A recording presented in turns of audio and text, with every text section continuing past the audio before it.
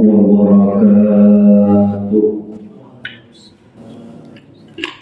الفاتحة لسيد العرب والأعجم وهدية للمؤلف ومشايخنا ورسولنا الكرام ولفتوح العلم خير والحكم. الفاتحة. أعوذ بالله من الشيطان الرجيم. بسم الله الرحمن الرحيم. الحمد لله رب العالمين الرحمن الرحيم مالك يوم الدين. إياك نعبد وإياك نستعين. اهدنا الصراط المستقيم صراط الذين أنعمت عليهم غير المغضوب عليهم ولا الضالين. آمين. بسم الله والحمد لله والصلاة والسلام على سيد رسول الله محمد بن عبد الله وعلى آله وصحبه ومن والاه. أما بعد واعلموا أن النبي صلى الله عليه وسلم قال: لا ينبغي للعالم أن يسكت عن علمه ولا ينبغي للجاهل أن يسكت عن جهله. وبسند المتصل إلى الإمام المؤلف رحمه الله تعالى وعلى النفع به وبعلومه وبكم في الدارين آمين. قال: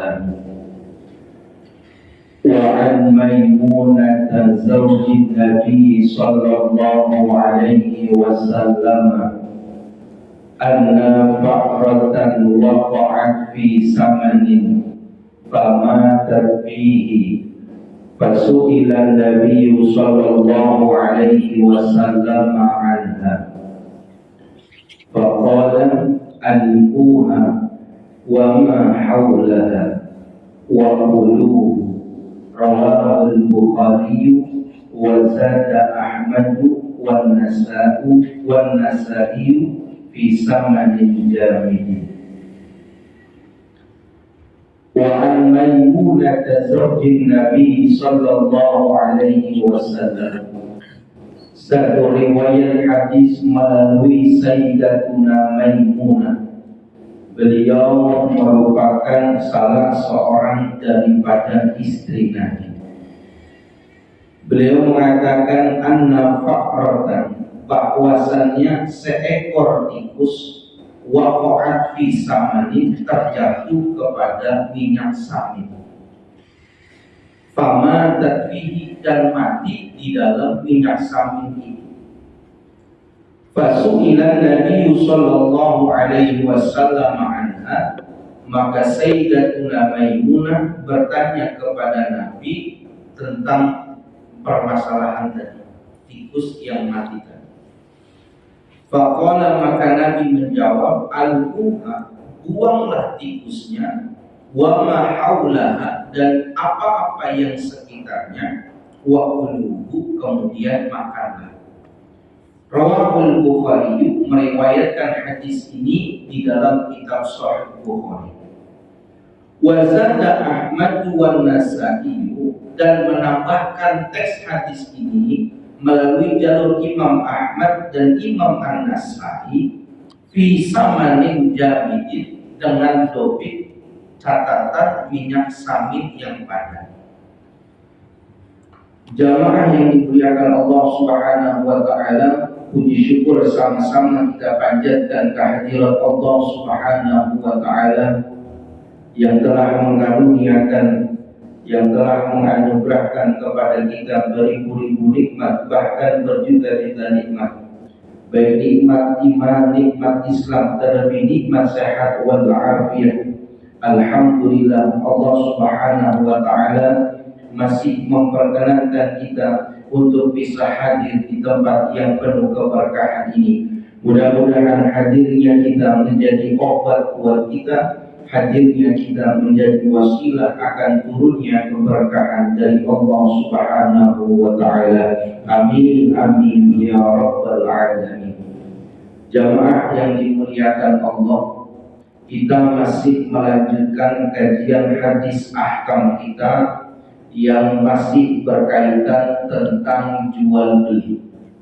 Kita masih berkutat tentang jual beli yang dilarang oleh agama kita. Pekerjaan yang paling bagus setelah pekerjaan yang dilakukan dengan tangannya sendiri, kelas nomor 2, pekerjaan yang bagus itu berdagang. Dengan catatan bai'un mabrur, dagang yang penuh dengan keberkahan, dagang yang tidak ada intrik, dagang yang orang membeli dan menjual dua-duanya saling ridho. Itu pekerjaan paling bagus. Kenapa? Ittiba' lin nabi wa rasul, karena mengikuti daripada nabi dan rasul. Jadi kalau baca sejarah, kita lihat nabi dan rasul itu ternyata pekerjaannya selain menggembala hewan itu perdagangan. Jadi kaya-kaya. Nabi banyak hartanya, cuma lebih memilih miskin. Dari mana tahu? Waktu Nabi melamar Khadijah, berapa banyak mahar yang Nabi berikan? Berarti kan banyak. Tapi Nabi gaya hidupnya lebih suka seperti orang miskin. Jadi miskin itu Nabi pilihan hidup. Kalau kita miskin, kalah persaingan hidup. Beda kan kita? Makanya Nabi miskin gak pernah ngeluh, kita ngeluh mulu di tanggal 29, ada yang bodrek, yang lewat ini ada di tanggal 2. Iya ya Allah, besok di 6 gitu. Nah, bagus itu dan. Tapi dagang jangan sembarangan dagang. Ada dagang yang dilarang sama agama. Apa? Jangan dagang anjing, boleh. Kenapa? Anjing sesuatu yang haram dimakan, maka nilai jualnya juga jangan. Jangan juga kita menjual perempuan jadi germo, haram. Menerima uang hasil itu haram. Jangan menjual minuman khamr, kita nggak jual, cuma nganterin, haram juga. Segala sesuatu yang menghantarkan kepada kemaksiatan, wasilahnya juga dosa. Diajarin tuh. Dan kemarin sudah beberapa hal yang sudah kita jelaskan. Nah sekarang apalagi nih yang dilarang pada saat jual beli? Karena sekarang banyak sudah jadi tempat yang lumrah. Udah lumrah begitu, emang dagangnya begitu. Beli durian pakai kulit sama nggak pakai kulit, harga kilonya beda. Beli durian pakai kulit sama nggak pakai kulit, harganya beda. Saya tanya, yang makan kulit durian siapa? Cuma ditimbang, itu kulit durian sama durian yang hampir sama kan? Jadi kalau dibilang duriannya 2,5 kilo, yang kita makan 1 kilo. Boleh taruh? Boleh, kan saya makan durian juga. Jadi saya tahu timbangan. Makanya harganya lebih murah pakai kulit daripada beli isinya doang, dari per kilo ya. Nah itu kan dianggapnya udah lumrah. Nanti kita lihat Nabi mengajarkan. Jadi kalau dagang itu kalau mau berkah sedikit tapi Allah beri keberkahan. Daripada banyak, tumpuk banyak, habis jadi rumah sakit. Kenapa? Boleh nipu. Masker 200.000. Pernah beli masker 200.000? Di mana ada? Di online Omega 15.000. Kenapa jadi 200.000? Nah, ini gak berkah ini. Walaupun untungnya berlipat-lipat. Kenapa? Mengambil kesempatan dalam. Nah, apa yang bisa kita ambil? Hari ini kita baca sebuah riwayat hadis dari Sayyidatuna Maimunah, salah seorang istri Nabi. Waktu beliau mau masak, beliau lihat ada tikus. Tikus, kayak di rumah kita lewat tikus. Tiba-tiba tikus jatuh ke atas minyak samin. Minyak samin itu bentuknya itu dua, ada yang cair, ada yang padat. Tapi umumnya minyak samin itu dibuat padat karena dia buat kaldu. Kalau main ke rumah abang ini di dekat Pandan situ ada soto wahid Betawi, itu minyaknya itu ditambahin minyak samin. Bentuknya kayak mentega. Jadi buat penyedap. Jadi minyak samin itu kalau dibuka bentuknya seperti margarin, seperti mentega. Padat kayak gitu.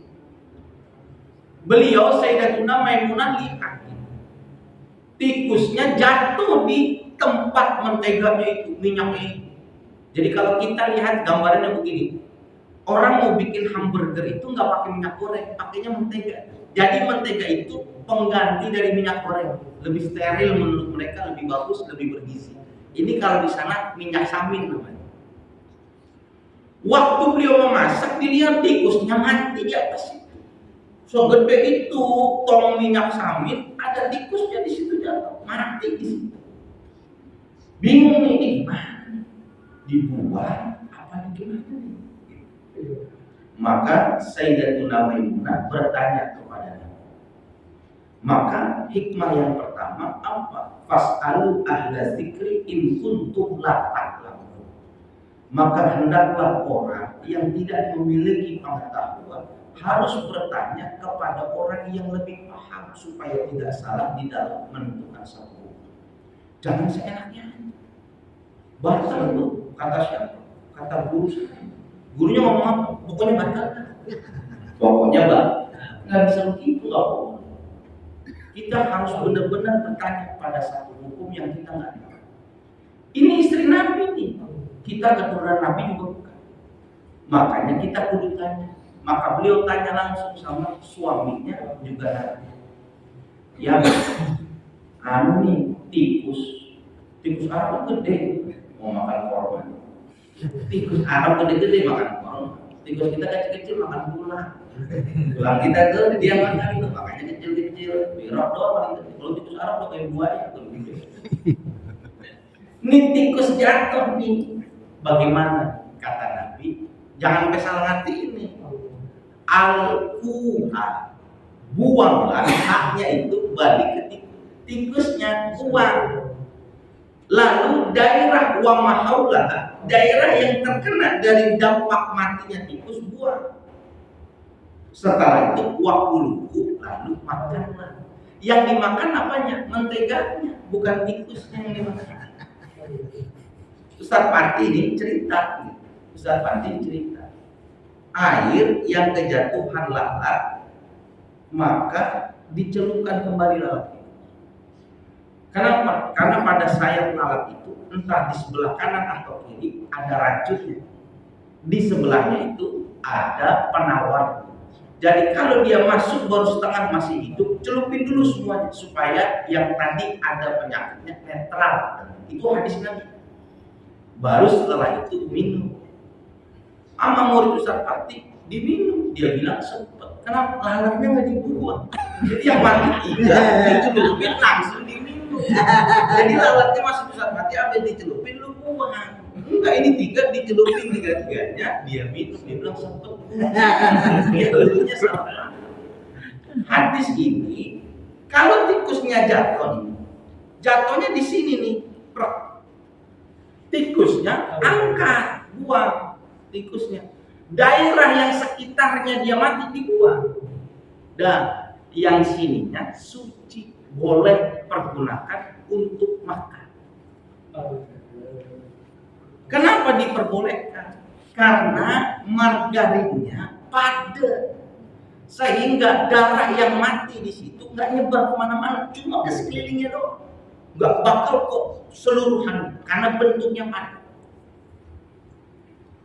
Maka dari sini ulama beristidlal, boleh kita melakukan jual beli, tapi tidak boleh menjual sesuatu yang najis itu. Kalau saat itu minyak saminnya itu berbentuknya cair, maka sama Nabi suruh buang semua, nggak boleh dimakan. Tapi kalau seandainya dipakai buat lampu sendiri boleh nggak? Boleh. Yang penting ini nggak boleh dimakan. Kalau di sini nggak boleh dimakan, berarti nggak boleh juga dijual belikan. Kenapa? Bendanya najis. Maka nggak boleh kita menjual sesuatu yang najis. Yang kedua, nggak boleh menjual sesuatu yang membahayakan buat orang lain. Dari dasar hadis. Najis nggak boleh. Kita diem-diem. Murah nih, jual apa najis? Insya Allah 38, ini mah 28. Yang dijual ayam bangke, nggak boleh, membahayakan. Tapi kalau ayam bangke dia pergunakan sendiri untuk memberi makan buaya, terserah. Tapi menjual dari sesuatu yang najis, sesuatu yang membahayakan orang lain, maka nilai jualnya itu haram buat kita makan. Jualan, jual apa? Harus itu tahu apa? Darah yang dikeringkan seperti api, itu najis. Dan harus dapat untungnya ini haram. Kenapa? Dia sudah menjual sesuatu yang najis, yang kedua menjual sesuatu yang membahayakan. Jadi menjual sesuatu yang mafsadat itu nggak boleh dalam agama. Beli jeruk, ada nggak yang busuk? Beli rambutan, ada nggak yang nggak bisa makan?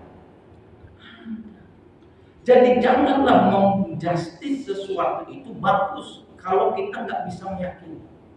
Itu sunatullah. Jadi yang baik silakan coba, berikan dia untuk memilih hak dia. Pak, ini jeruk gimana? Yang sudah manis. Kalau Bapak mau coba, silakan coba. Bapak memilih pilih. Jadi dia puas untuk memilih barang yang dia beli. Sudah Pak, sudah. Tapi saya nggak jamin manis Pak. Yang udah bilangnya manis, tapi saya nggak berani jamin. Terserah, mau ambil silakan. Udah saya baca. Kenapa? Nilai kepercayaan itu dia hasilkan awalnya dari kejujuran. Toko gede, tapi kita tahu tukang tipu, dia bilang jangan di situ dah. Kemarin gue beli semangka katanya nggak ada biji dulu. Makanya Islam begitu. Nabi waktu ditanya bagaimana jeruknya, yang ini masam, ini asam, yang ini manis. Menurut orang silahkan coba. Bukannya di awal Lampung sama Medan. Waktu ditunjukin coba diambil Medan, pas ditutup naruh yang Lampung. Ini udah dosa ya. Penipuan, mafsadah, bahaya. Bisa dipahami. Ini pelajaran buat kita dalam melakukan jual. Jangan menjual sesuatu yang najis. Apa saja, tai sapi, tai kambing, paus, dan lain sebagainya. Tidak boleh menjual sesuatu yang membahayakan, ayam gila, daging yang sudah busuk dan lain sebagainya, atau makanan yang sudah expired. Kita lari ke Senayan, itu murah minuman teh botol itu 10.000, 10.003. Kita minum asal. Pas kita lihat, bukan expired, Desember 2023. Seminggu lagi, 2 minggu lagi mau. Mungkin untuk, tapi keberkahannya dia. Pas dia minum, dia ketipu. Apaan? Blood sugar bukan ini, bukan begini. Dia nggak minum itu udah horor. Itu kita bilang kenapa nggak ngeliat? Lu nggak ngomong. Kalau dagang disuruh ngomong keadaannya. Bagaimana keadaan jamnya bang? Nyala tuh nyala. Ini begini. Sekarang hak aneh udah periksa, ente periksa sendiri. Ente mau ambil tadi. Udah gitu, periksa sampai. Dia yakin, dia puas, kita puas. Tapi kalau memang mati, kita tahu tanggalnya itu memang kedip-kedip mulu, gak cuma tanggal tua, tanggal muda juga gitu. Kita ngomong nih kalau khusus tanggal ini sering kedip-kedip nih. Gak tahu nih pas beli udah begitu. Jadi orang itu gak merasa hati. Beli mobil diganti, olinya jadi oli ini jadi AC-nya kencang 3 bulan hancur. Selama 3 bulan sisanya orang akan paham. Bisa dipahami dari hadis ini tentang makna jual beli. Makna hukum yang perlu kita pahami begini. Air itu ada air yang mutanajis. Air jelas, ada air suci mensucikan. Itu air yang bisa dipergunakan untuk mandi janabah, berwudu dan lain sebagainya. Kita sudah lewat, cuma gambaran saja. Ada air suci tapi tidak mensucikan. Seperti air yang sudah ada korina. Dia suci tapi nggak mensucikan. Air teh itu suci tapi nggak bisa mensucikan. Kita nggak bisa cebok pakai air teh. Saking kayanya aku mau cebok pakai teh manis. Dibasahin itu dikerupung semua. Dia suci hakikat, tapi tidak mensucikan. Udah ada poin air kopi, air Coca-Cola, air aki. Nah, itu jangan coba-coba jenguk pakai air aki itu kan kencing di jalanan pakai air aki dan itu putus. Nah, ada air mustakmal juga, air yang sedikit yang sudah dipergunakan bersuci. Yang penting kita pahami ada air mutanajis, air yang mungkin terkena najis atau sudah dipakai untuk menghilangkan najis. Mohon maaf, kita cebok nih, ini punya kita. Saya siram nih pakai air ini, cur gitu. Tetesan air yang membersihkan ini jadi air mutanajis. Kenapa? Jumlah airnya sedikit. Maka kalau kita pahami air mutanajis itu apa? Dua nih supaya kita bisa bedakan.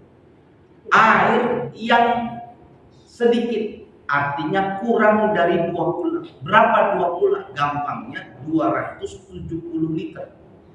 Air yang sedikit kurang dari 270 liter. Kalau dia terkena najis, walaupun tidak berubah struktur airnya, baik rasanya, baunya, dan warnanya, maka udah dihukumi mutanajis, nggak bisa dipakai apa-apa. Jangan dipakai bersuci. Buat nyiram tanaman kalau jumlahnya sedikit.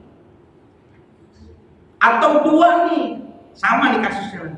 Airnya banyak, lebih dari 2 kula, 1 kolam renang air, lebih banyak. Tapi ketimpaan dengan najis sehingga berubah dari salah satu 3 unsur, maka air itu jadi najis. Kolam renang, kejatuhan kucing mati, kucing galau loncat, cupluk, mati di situ nambang. Maka caranya gimana nih? Maka caranya sama seperti tikus yang jatuh ke samping. Diambil dulu kucingnya. Yang kena itu bulunya semua diambil. Selesai, karena ini air banyak, lihat dulu. Baunya nggak berubah. Warnanya, kalau renangnya masih biru. Pas kita minum, ya sepet. Berarti ini air mutanajis. Walaupun 1 kolam renang, kenapa? Kejatuhan najis. Sehingga unsurnya berubah dari 3 unsur tadi. Tapi kalau kucingnya jatuh ke minyak samin yang sedikit kayak gini, itu mah nggak perlu dicium, udah buang najis. 1 ember kecil, ini kan nggak 2 kula kan. Kejatuhan tikus gitu, ceplung gitu. Itu mah nggak usah pakai dicium, buang udah najis. Kenapa? Jumlahnya sedikit. Kalau air banyak, masih bisa dimungkinkan untuk suci dengan cara agar 3 hal ini tidak. Lalu apakah air kita najis itu harus langsung kita buang? Enggak, dia bisa suci dengan 2 hal. Pertama, caranya bagaimana? Air yang sedikit tadi yang terkena najis dicampurkan menjadi 1 sehingga melebihi 2 kula. Misalkan demi mengirit air, setiap kita cebok kencing di uronoid, ternyata air kita ditampung. Kayak sistem apartemen sekarang, dikumpulin. Setelah dikumpulin dari kencing-kencing kita semua, lebihlah dari 270 liter, jadi 300 liter. Udah 2 kula ini. Maka kita lihat nih dari kumpulan air itu bagaimana. Kalau 3 unsur tadi hilang pada air itu, maka air yang mutanajis yang dikumpulkan menjadi 1, maka menjadi suci, mensucikan. Bisa dipahami? Walaupun yang dikumpulin semuanya air mutanajis. Ini mohon maaf nih, ada air gede, 2 kula gede suci. Ini air saya nih, mohon maaf nih, air saya nih kejatuhan segini nih, kejatuhan tikus. Kejatuhan tikus masuk meminum, kecelup, nggak bisa ngangkat kepalanya, mati. Bagaimana cara mensucikan ini? Gampang, buang tikusnya. Ini air cemplungin ke air buah. Habis cemplungin, saya masukin lagi, saya cium. Ada nggak 3 unsur tadi? Nggak ada, boleh nih. Kenapa? Dia yang tadinya sedikit udah dijadikan 1 lebih dari buah. Boleh, sama seperti air mustakmal dan lain sebagainya. Kalau dikumpulkan dalam keadaan 2 kula dan 3 unsur tadi tidak berubah, maka jadi suci mensucikan. Sama tadi kolam renang, waktu dia kejatuhan kucing dan itu berubah salah satu unsurnya, jangan langsung dibuang, tunggu dulu beberapa saat. Kalau sudah ditunggu sekiranya 1 hari 1 malam, coba lagi. Karena nanti unsur air itu apabila dia berubah dengan alam dengan sendirinya tanpa ada bantuan campur tangan manusia, yang 3 unsur itu bisa kembali, maka dia menjadi suci mensucikan. Di kolam renangnya ketiban tadi tuh sama kucing, dicium, baunya berubah. Udah jangan dibuang, diemin aja. Besok kita lihat lagi. Tiba-tiba karena udara dan sebagainya baunya hilang, jadi suci mensucikan. Tapi kalau kita campur obat supaya hilang baunya, jadi buta najis. Jadi dia bisa berubah dengan hukum alam itu sendiri. Bisa dipahami? Bisa dipahami? Jadi kalau ini minyak saminnya tadi ini bentuknya cair, kejatuhan tikus sama Nabi pasti suruh buang. Kenapa? Karena cair. Minyaknya sedikit, nggak nyampe tuh 2 bulan. Kenapa Nabi bilang boleh makan? Karena jatuhnya itu kering. Kalau kita sekarang jatuhnya ke tepung gitu, gitu ke tepung. Tepung kan padat tuh, jatuh di situ dia. Maka buang aja tuh yang mati tikusnya. Sama yang di sekeliling sisanya jual, boleh makan. Tapi kalau jatuhnya ke benda cair yang sedikit, itu udah pasti najis. Maka dia nggak boleh makan. Maka juga tidak boleh dijual, bendanya najis. Tapi kalau dia manfaatkan buat lampu, silakan boleh. Tapi jangan dijual. Jangan nih. Kita punya ayam mati nih. Boleh dimanfaatin buat kasih makan buaya, kasih makan apa. Boleh, tapi jangan dijual. Bendanya najis bang. Jadi sesuatu yang bahaya. Kita udah tahu kan, kita udah megang, kita kan pedagang, kita tahu nih jeruk busuk, jangan dimakan situ. Maksudnya. Gak apa-apa deh mau dibang-bang, lu dosa, karena lu udah tahu. Sawi udah rusak jadi buang, jadi kecil resiko. Tapi yakin lu punya jujur, pasti nanti orang beli di sini. Jangan ngomong. Karena jujur itu mah.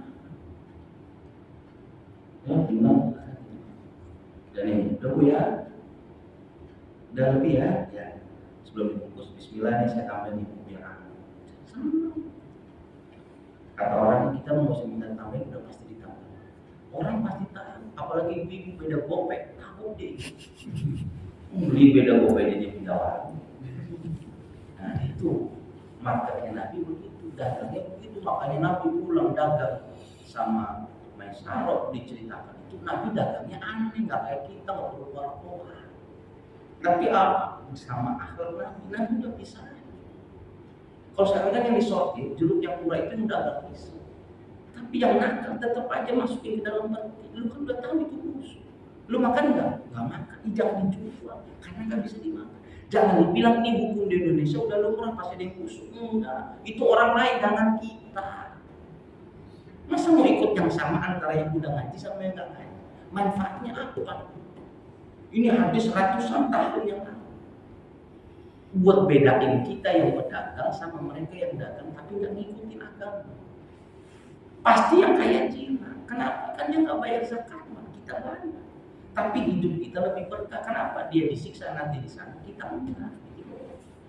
Iya rugi dong kita di sini dagang kalah saing sama dia. Untung kita sedikit, kita ikut nih sama-sama di neraka dikata Cina mendingan jadi orang Cina sekarang. Karena nipu itu seni berdagang. Paham? Besok jangan pengikut dimakan. Bu ini udah beli kuenya.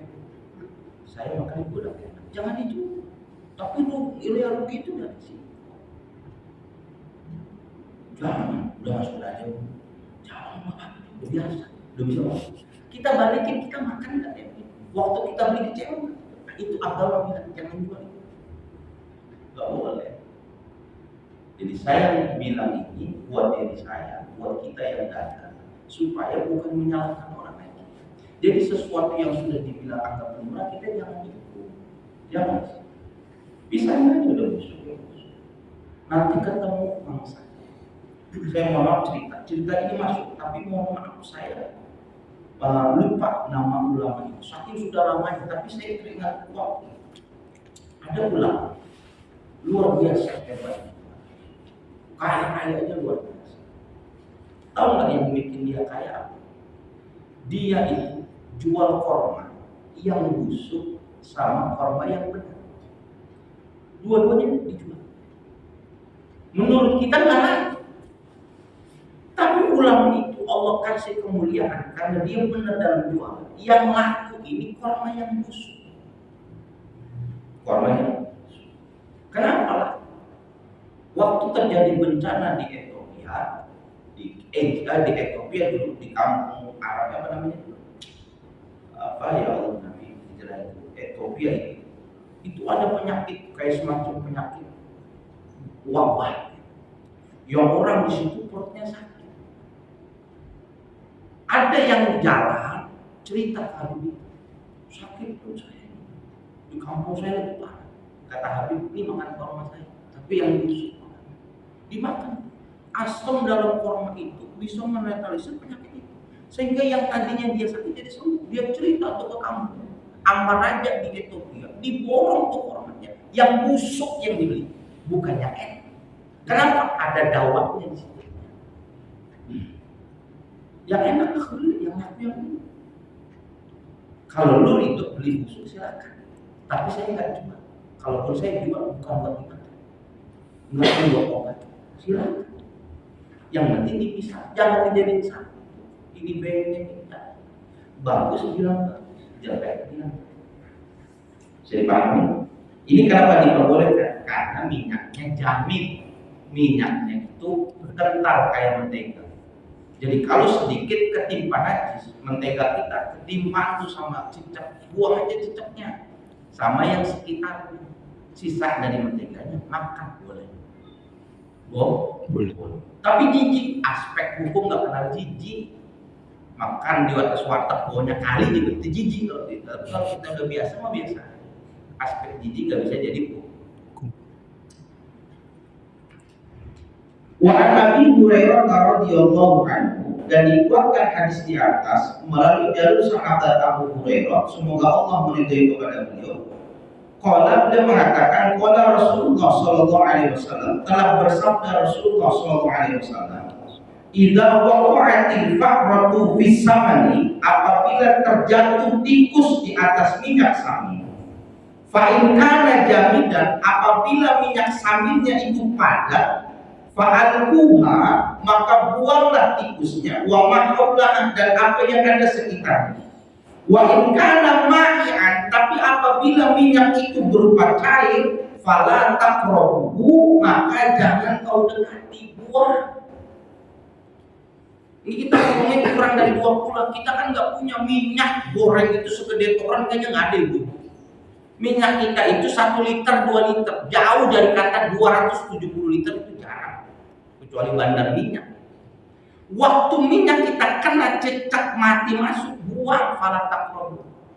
Sayang ini, manfaatin buat yang lain boleh, buat lampu ke, buat apa ke, nggak boleh. Yang penting jangan lu makan.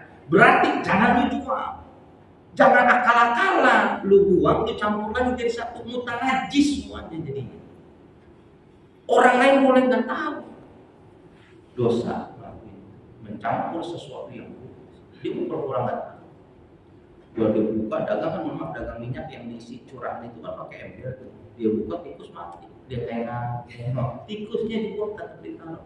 Kita yang makan nggak ada dosa, dia yang jual culas dosa di mata Tuhan, dosa walaupun dapat najis. Makanya minyak ini geser, jualnya buat fungsi yang lain, jangan buat makan. Karena kita tahu minyak goreng itu makan goreng. Bisa dipahami? Fala taqrabu, jangan dekatin, maksudnya jangan dimakan. Tapi kalau bendanya jamin, bendanya padat, boleh kita tetap lanjutkan makan. Berarti boleh juga dijual. Wa an Abi Hurairah wa an Abi Zubair qala, dan riwayat dari sahabat Abu Zubair qala, beliau berkata, sa'altu Jabir, aku pernah bertanya kepada sahabat Jabir bin Abdullah radhiyallahu anhu, semoga Allah meridai kepada beliau, an samanis sanuri, daripada harga kucing, wal kalbi, dan penjualan kucing dan penjualan anjing. Faqala, maka menjawab, zajaran Nabi sallallahu alaihi wasallam dzalika, maka kata Jabir, telah melarang kepada diriku Nabi daripada menjual yang demikian itu. Rawahu Muslimun wa Nasa'i, meriwayatkan hadis ini oleh Imam Muslim dan Imam An-Nasa'i, illa kalba soidin, kecuali jual beli anjing buruan. Apalagi yang dilarang jual? Dua nih. Anjing jelas, jangan ikut penjualan beli anjing, gak boleh. Kecuali anjing, dua hal yang boleh kita ikut. Pertama, anjing yang digunakan untuk berburu. Kedua, anjing yang digunakan untuk menjaga rumah. Kita bukan orang yang itu, artinya kita punya teman yang non muslim lah, bilang kafir, orang non muslim. Memang dia rumahnya itu dijaga anjing.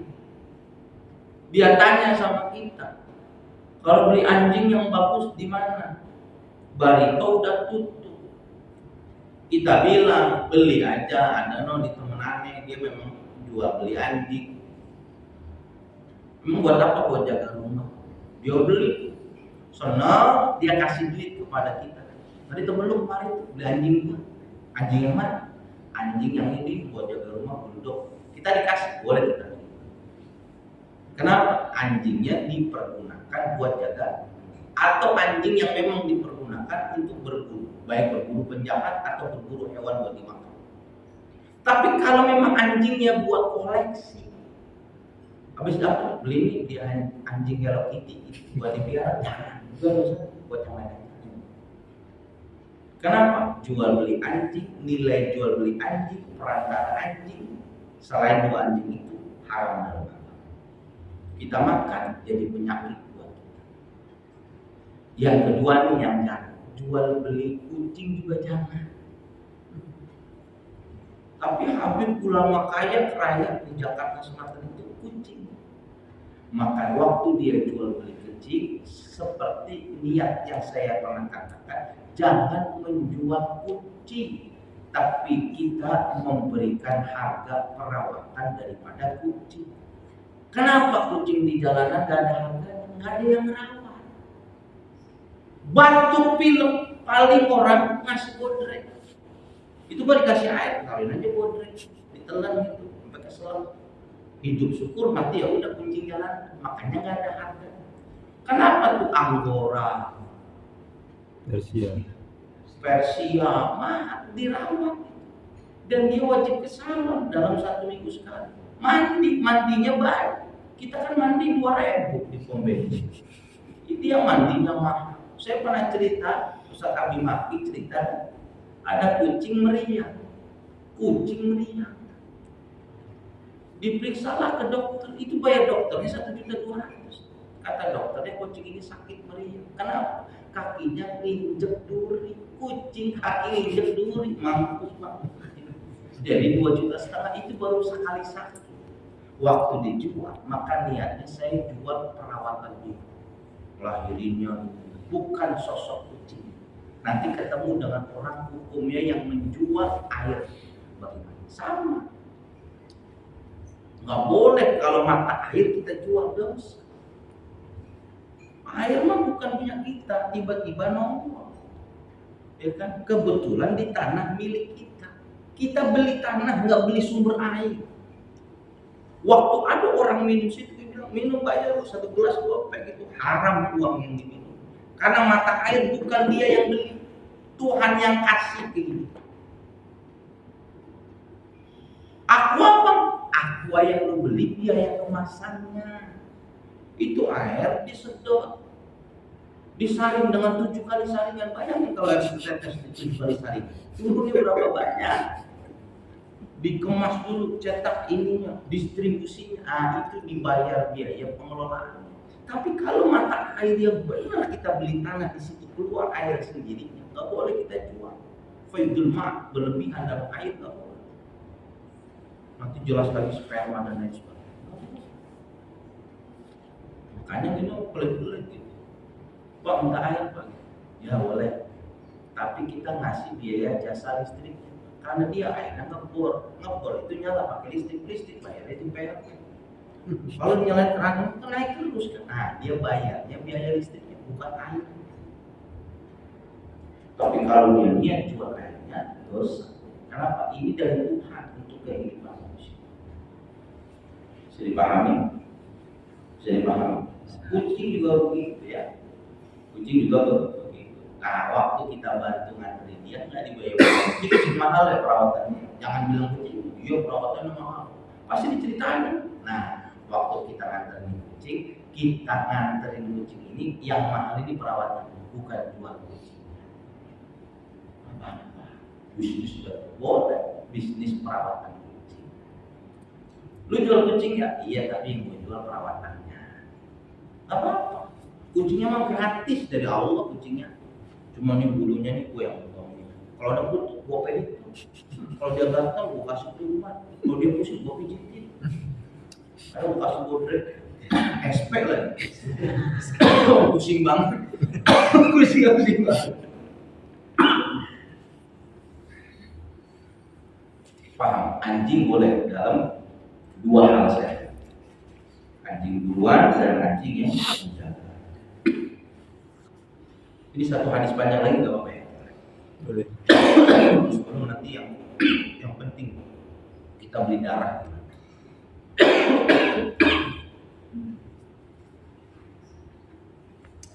Gak boleh keseringan ngomong anjing saya. Anjingnya kesindir. Wa an Aisyah radhiyallahu anha qalat. Satu riwayat hadis melalui jalur Sayyidatuna Aisyah. Semoga Allah meridhai kepada beliau. Ini Aisyah istri Rasul. Qalat, beliau pernah bercerita. Ja'atni Barirah, datang kepadaku seorang budak namanya Barirah. Faqal, dan budak itu berkata, ini katabtu sesungguhnya diriku katabtu membuat perjanjian kebebasan, namanya budak mukatab. Budak mukatab adalah budak yang diperjanjikan merdeka oleh majikannya kalau dia bisa membayar sekian harga yang ditentukan. Kita bicaranya dulu zaman perbudakan, ketika manusia itu seperti binatang, bahkan lebih daripada binatang. Dijual beli. Bilal itu dulu budak. Dari mana asal muasal budak? Salah satunya sebab tawanan perang. Saya perang, suku Betawi lawan suku apa? Suku saya menang, maka yang kalah ini ditawan. Setelah ditawan, saya umumin nama kampungnya. Gua nawani Bang Ipul. Mau ditebus apa enggak? Tebus nih 20 juta. Kalau keluarganya enggak nebus dia 20 juta, saat itu Bang Ipul jadi budak saya. Nah, salah satunya. Ada juga budak dengan sebab keturunan. Budak sama budak kawin ya kayak budak. Nah, Islam itu mengkikis itu perbudakan. Maka bagaimana caranya? Hukum dalam Islam itu salah satunya itu adalah membebaskan budak. Suami istri hubungan di bulan Ramadan sengaja ataupun lupa, maka salah satu kafaratnya bebasin budak. Dan sumpah-sumpah lainnya juga membebaskan. Demi apa? Islam menghilangkan perbudakan. Aisyah cerita, datang satu budak namanya Barirah. Nah, Barirah ini buat perjanjian kebebasan dirinya sama pemilik diri. Berapa? Ala tiski awaqin sejumlah 9 auqiyah. Fi kulli amin uqiyatun, yang setiap tahun dia harus bayar 1 uqiyah. Anggaplah 1 tahun itu 1 juta. Jadi 9 tahun baru bisa bebas 9 juta. Jadi kalau budak itu sudah berubah menjadi mukatab, maka dia nanti diperbolehkan sama pemiliknya setengah jam atau setengah hari untuk keluar cari pekerjaan yang dia dapat duit buat membebasin diri. Udah, kamu jadi budak mukatab sekarang. Kerja di rumah saya mulai dari jam 6 pagi sampai jam 12. Jam 12 sampai jam 3 kamu bebas cari kerja di luar, cari duit. Nanti jam 4 kerja lagi sampai saya sampai jam 6 pagi. Dikasih waktu 3 jam buat dia bekerja di tempat lain, dapat duit buat membebaskan diri. Maka Barirah ini bekerjanya di rumah Sayyidatuna Aisyah, di rumah istri. Maka dia cerita tuh masalah tentang saya ini kerja di luar boleh karena membebasi diri. Saya harus bayar dalam 1 tahun 1 ukiah, anggaplah 1 juta. Bisa dipahami ceritanya? Dari sini kita bisa paham. Kan dia bayarnya 9 juta, dibayarnya itu 1 tahun 1 juta. Jadi boleh orang melakukan akad jual beli dengan sistem kredit, boleh. Yang penting apa?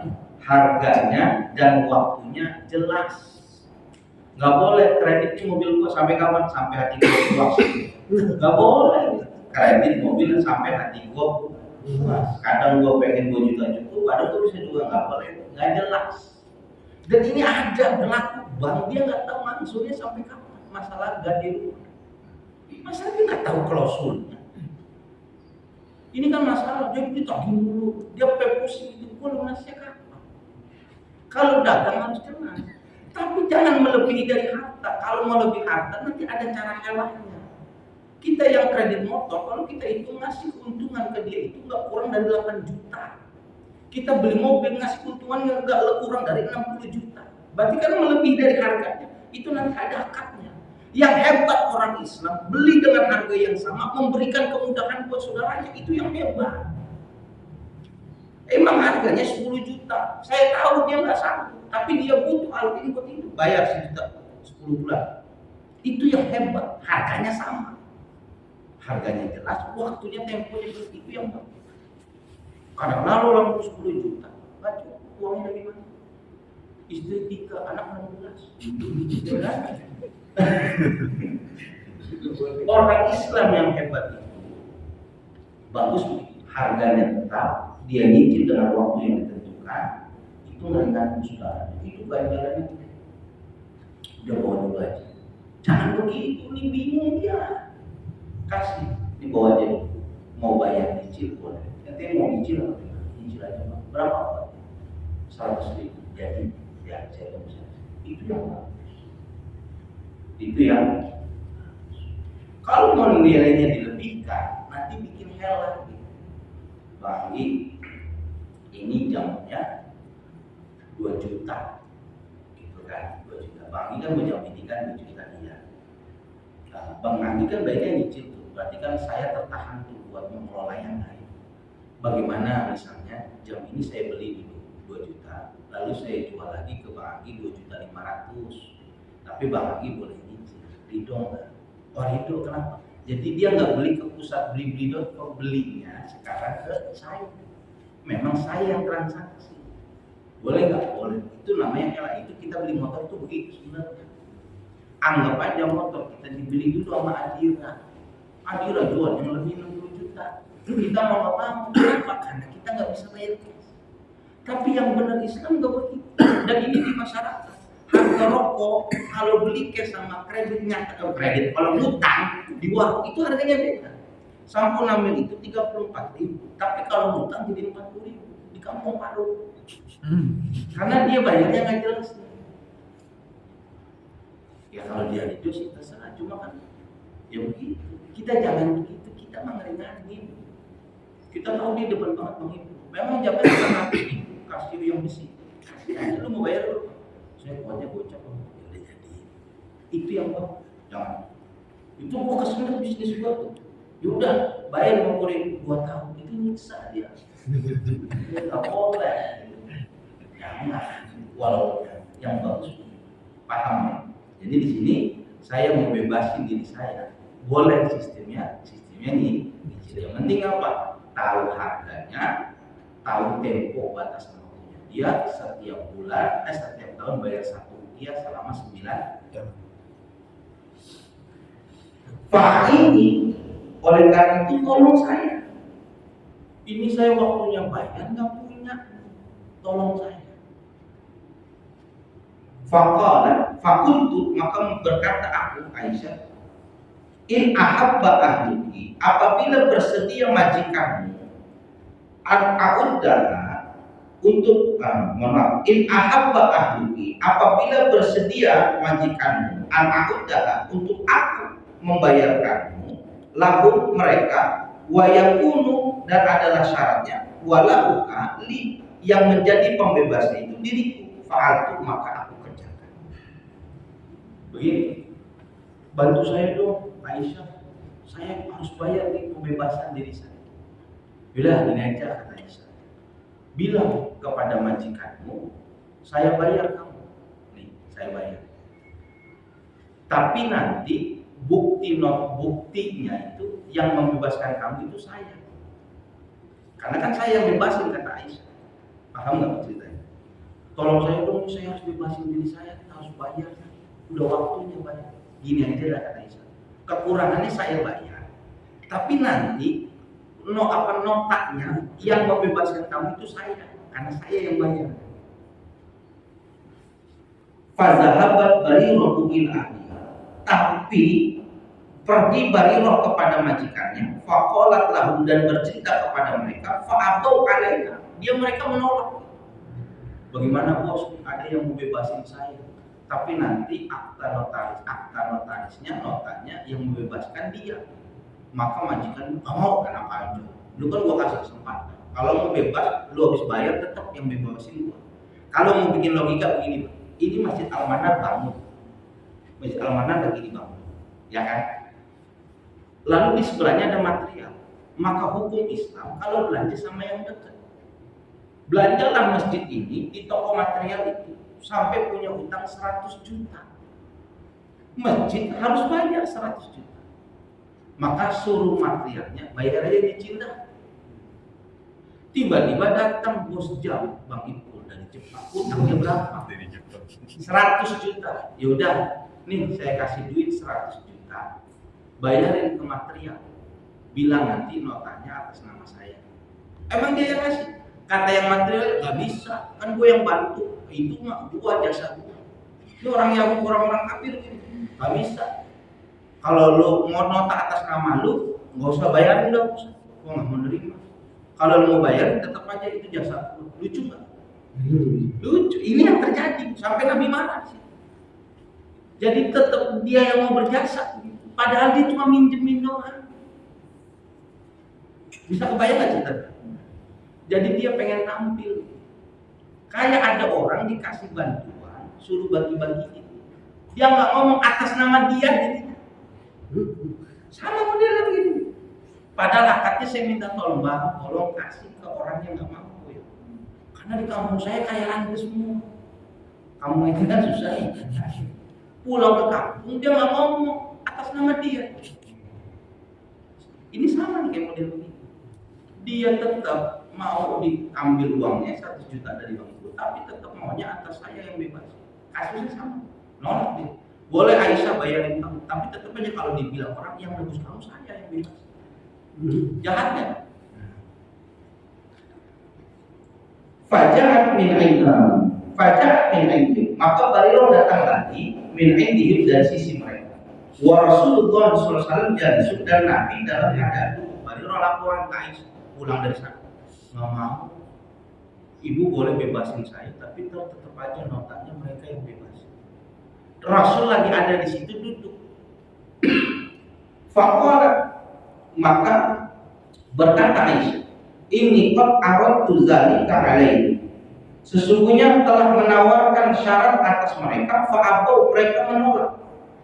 Illa an yakuna wala alahu, kecuali atas nama mereka daripada pembebasan. Fasami an-Nabi sallallahu alaihi wasallam, maka Nabi mendengar. Aisyah bilang, gimana sih majikanmu? Kan gue yang bayarin. Kok maunya atas nama dia sih? Yang bebasin kan nanti gua. Kok notanya dia? Gimana sih? Gua nggak ngerti. Fasami an-Nabi, Nabi dengar, ada apa sih? Maka fa'akhbarat Aisyah dan Nabi, maka Aisyah cerita sama Nabi itu kasus. Faqala, maka Nabi dengan suara kencang mengatakan, faqala, nanti Nabi itu. Faqala, maka Nabi mengatakan, khuziha washtar. Khuziha, ambil dia, bebasin di Barirah.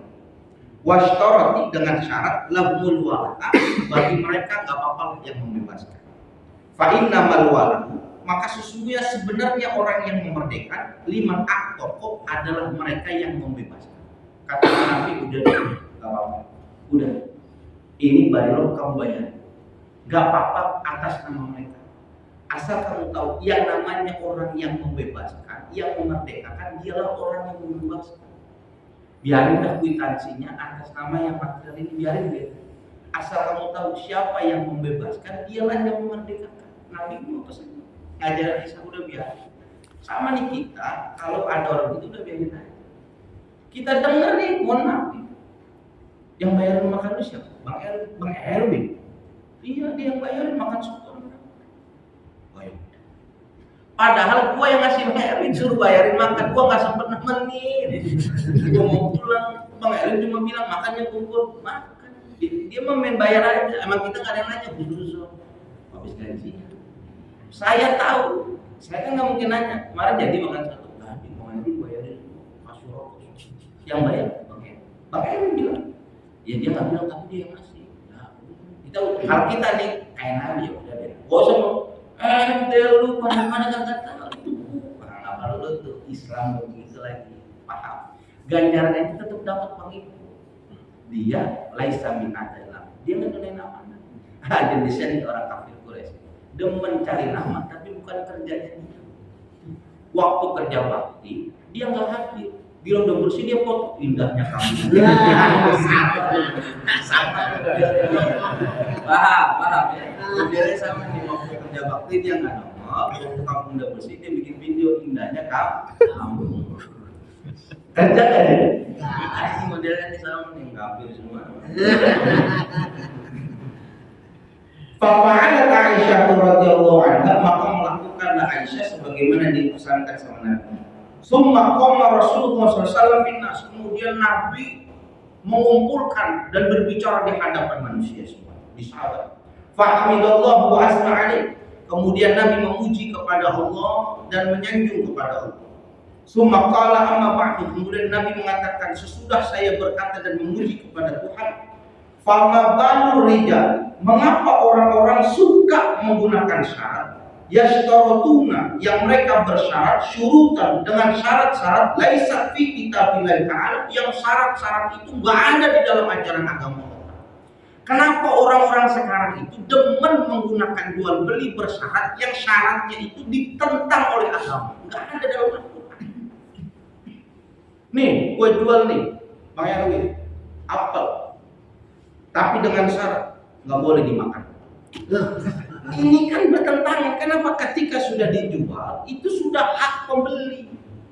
Nggak boleh kita mensyaratkan sesuatu yang sudah dibeli, kecuali syaratnya itu yang diperbolehkan oleh agama.